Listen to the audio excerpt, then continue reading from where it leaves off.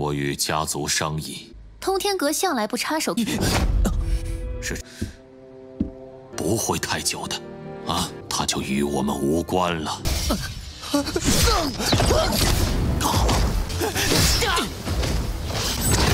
谁派你们来的？ Halo guys, balik lagi bersama Mimin from Zero. Di video kali ini Mimin bakalan kembali melanjutkan alur cerita Donghua berjudul Lingwu Dalu atau Lingwu Kontinen part ke-17 ya.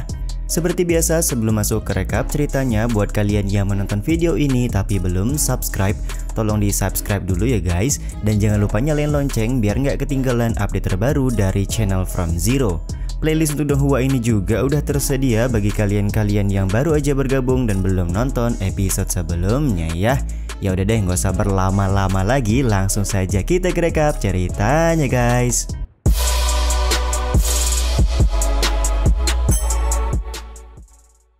Di akhir episode yang lalu, Chen Fan dan paman keempat memutuskan untuk meminta bantuan kepada Paviliun Tongtian.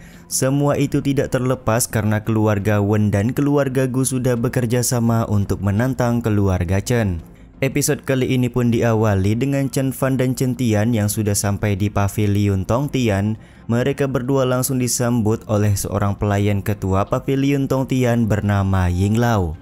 Tanpa diduga, Ying Lao menginformasikan kalau ketua Paviliun Tongtian sudah menunggu kedatangan dari keluarga Chen.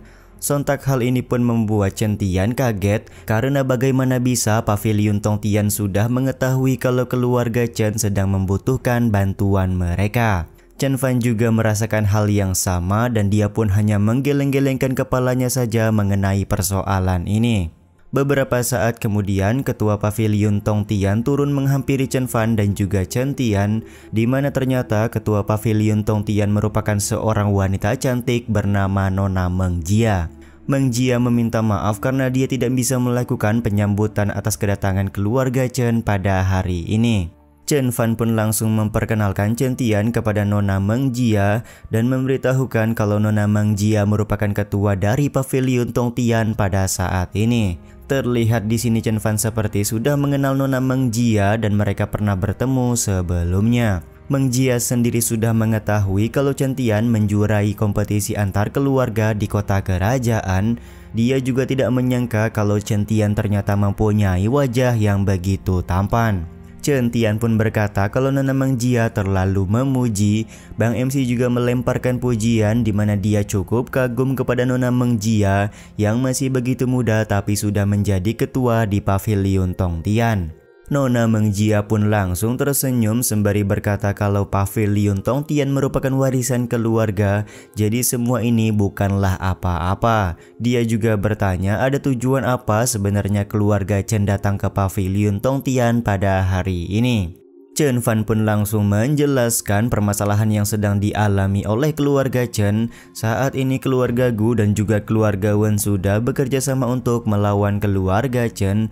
Pihak keluarga Chen juga tidak bisa meminta bantuan kepada keluarga Bai Li karena beberapa waktu yang lalu keluarga Chen sempat berselisih dengan keluarga Bai Li di kompetisi antar keluarga. Karena posisi dari keluarga Chen sedang terdesak, maka sedari itulah Chen Fan ingin meminta bantuan kepada Paviliun Tongtian. Sebagai jaminan, keluarga Chen juga bersedia memberikan tambang batu surgawi sepenuhnya kepada Paviliun Tongtian. Meskipun keluarga Chen bersedia menyerahkan tambang batu surgawi, tapi Meng Jia tidak bisa memberikan bantuan karena ada sebuah peraturan di mana Paviliun Tongtian tidak boleh ikut campur permasalahan yang sedang didapat oleh keluarga Chen.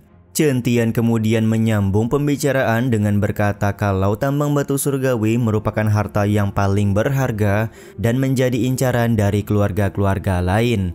Apakah harta seperti ini tidak cukup untuk membuat Paviliun Tongtian memberikan bantuan kepada keluarga Chen? Bagi keluarga lain mungkin ini adalah transaksi yang sangat menguntungkan, tapi bagi Paviliun Tongtian ini hanyalah sebuah penawaran biasa.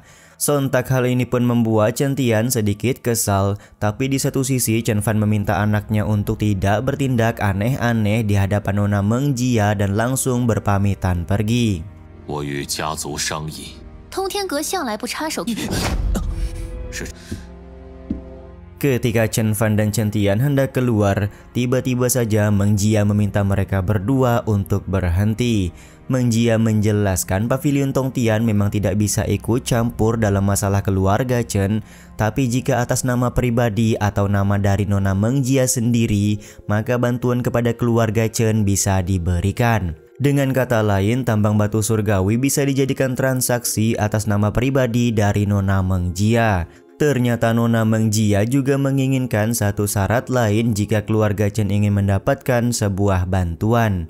Chen Fan pun lekas bertanya syarat seperti apa yang diminta oleh Nona Meng Jia. Ternyata selama ini Nona Meng Jia mengetahui kalau Chen Fan bukanlah orang sembarangan. Dari cerita terdahulu, Chen Fan pernah membuat dunia gempar dengan aksi kepahlawanannya. Dia juga pernah mendapat sebuah julukan yaitu kultivator Asura Wajah Giok. Jadi Nona Meng Jia ingin mengetahui apa alasan sebenarnya yang mendasari seorang kultivator terkenal tiba-tiba menyegel kemampuannya dan tinggal di kota kecil seperti ini. Mendengar semua penjelasan, Meng Jia membuat Chen Tian tidak paham. Dia lekas meminta Meng Jia untuk lebih spesifik tentang syarat yang diberikan, karena toh keluarga Chen juga akan menyerahkan tambang batu surgawi. Jika syarat yang diberikan Meng Jia terkait dengan moral dari keluarga Chen, maka Chen Tian juga pasti akan menolak syarat tersebut. Dibandingkan nyawa dari keluargamu, moralitas hanyalah sebuah omong kosong, ucap Nona Meng Jia di hadapan Chen Tian. Sontak hal ini pun membuat Chen Tian sedikit kesal. Kekesalan ini membuat Ying Lao langsung mengambil tindakan agar tidak terjadi sesuatu kepada Nona Meng Jia. Momen ketegangan yang terjadi membuat Chen Fan langsung meminta maaf kepada Ying Lao dan juga Nona Meng Jia. Dia juga akan memikirkan ulang perihal syarat yang diberikan oleh Nona Meng Jia barusan. Setelah Chen Fan dan Chen Tian pergi, Ying Lao lekas bertanya kepada Nona Meng Jia perihal sebuah syarat yang diberikan kepada keluarga Chen. Dia meragukan keputusan Meng Jia yang memberikan bantuan kepada keluarga Chen hanya untuk sebuah syarat yang tidak jelas kebenarannya. Ada beberapa hal yang tidak terlihat menguntungkan, sebenarnya sangat menguntungkan. Prajurit yang berkeliaran di permainan catur di waktu yang tepat, lama-kelamaan mereka juga bisa menjadi mesin pembunuh, ucap Nona Meng Jia kepada Ying Lao. Sementara itu, ketika berada di perjalanan pulang, Chen Tian bertanya tentang identitas dari Nona Meng Jia kepada Chen Fan. Selain itu, dia juga bertanya perihal pelayan dari Nona Meng Jia yang auranya seperti berasal dari klan surgawi. Chen Fan lantas menjelaskan kalau pelayan dari Nona Meng Jia bernama Ying Lao dan kemampuannya tidak terbatas. Bisa menempatkan seorang Ying Lao menjadi seorang pelayan bukanlah sebuah pekerjaan kecil, dan bisa dipastikan kalau Nona Meng Jia mempunyai identitas yang tidak biasa. Chen Fan meminta Chen Tian lain kali untuk berhati-hati ketika adu argumen dengan Nona Meng Jia. Dia khawatir akan terjadi sesuatu kepada Chen Tian. Chen Tian pun sejenak merenung lalu berbicara kalau julukan Asura Wajah Giok tidak pernah diceritakan oleh Chen Fan kepadanya. Selain itu, keberadaan dari sang ibu juga sampai sekarang masihlah misterius. Bahkan Chen Tian sama sekali tidak memiliki ingatan tentang ibunya. Chen Fan pun berkata setelah Chen Tian dewasa, dia berjanji akan menceritakan semuanya kepada Bang MC.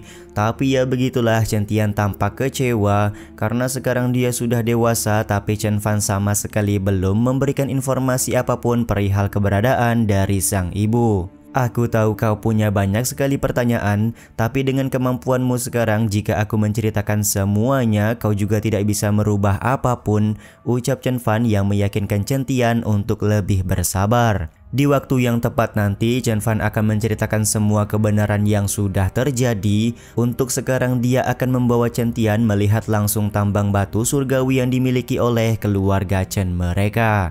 Mungkin saja ini adalah terakhir kalinya tambang batu surgawi dilihat oleh mereka berdua sebelum beralih tangan kepada Nona Meng Jia.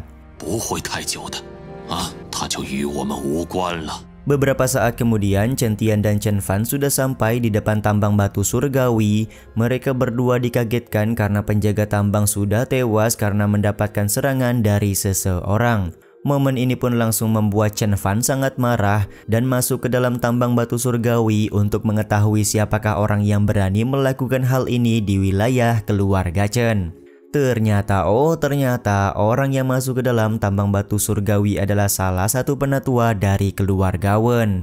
Bahkan di sini keluarga Wen juga menyewa beberapa orang untuk membantu mereka mencuri harta di tambang batu surgawi. Tapi sayangnya mereka tidak menemukan harta apapun dan merasa kalau keluarga Chen sudah mengantisipasi penyerangan mereka kali ini. Karena tambang batu surgawi juga sudah ditaburi oleh bubuk racun ular awan, maka mereka hanya tinggal menyalakan api untuk membakar tambang batu surgawi seluruhnya.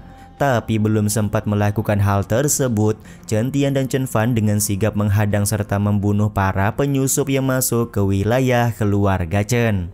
Chen Fan juga langsung menginterogasi penatua keluarga Wen tentang siapa yang sudah menyuruh mereka untuk melakukan hal ini. Tapi penatua Wen malah balik mengancam jika terjadi sesuatu kepadanya maka keluarga Wen akan membalas dendam kepada keluarga Chen. Ternyata pelindung keluarga Wen sudah menangkap beberapa orang murid dari keluarga Chen termasuk Chen Nan. Jika Chen Fan membunuh penatua Wen maka nyawa dari Chen Nan akan berada dalam bahaya. Tapi tanpa ampun Chen Tian langsung memotong telinga dari penatua Wen sembari bertanya kemanakah pelindung keluarga Wen membawa murid-murid keluarga Chen. Sambil ketakutan penatua Wen menjawab kalau dia sama sekali nggak mengetahui kemanakah murid-murid keluarga Chen sudah ditangkap. Ketika Chen Tian sudah kehilangan kesabaran dan ingin membunuh penatua Wen, Chen Fan menghentikannya karena mereka masih membutuhkan penatua Wen hidup-hidup untuk mencari tahu di manakah keberadaan dari Chen Nan.